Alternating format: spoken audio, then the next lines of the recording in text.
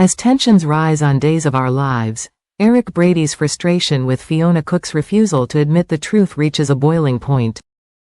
Despite his best efforts to confront her directly, Fiona remains tight-lipped about her role in the hit-and-run accident. But Eric is nothing if not determined, and he knows he must outsmart her if he's ever going to get a confession. What follows is a clever and emotional game of cat and mouse as Eric prepares the perfect trap to finally get Fiona to admit that she was the one driving that fateful night. After their tense meeting at Brady's pub, where Eric accused Fiona of being the driver, he quickly realizes that a direct confrontation isn't enough. Fiona's shock at his accusation was telling, but she managed to keep her composure and dodge his questions. Her reluctance to admit guilt only fuels Eric's determination to get to the bottom of things. Eric is no stranger to dealing with people who try to hide the truth, and he knows he has to be strategic if he's going to expose Fiona.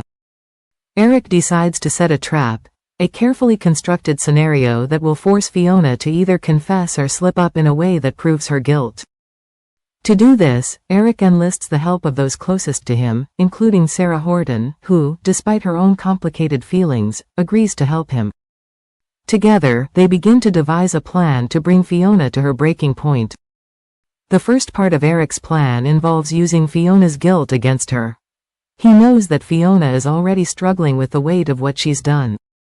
Her earlier conversation with Sarah revealed how deeply she regrets not intervening that night, and Eric plans to exploit this vulnerability. By planting subtle reminders of the accident and confronting her with the consequences of her actions, Eric hopes to push Fiona into a corner, where her guilt will become too overwhelming to hide. Eric begins by orchestrating a seemingly chance encounter between Fiona and Sarah at the very place where the accident occurred. The setting is designed to stir up memories for Fiona, and when she arrives, Sarah plays her part perfectly.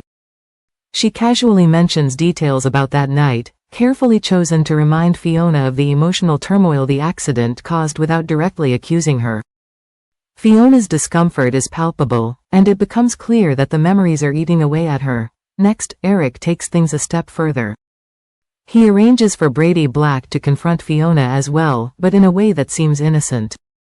Brady, unaware of the full plan, expresses his regret over the accident and how it's affected everyone, including Fiona.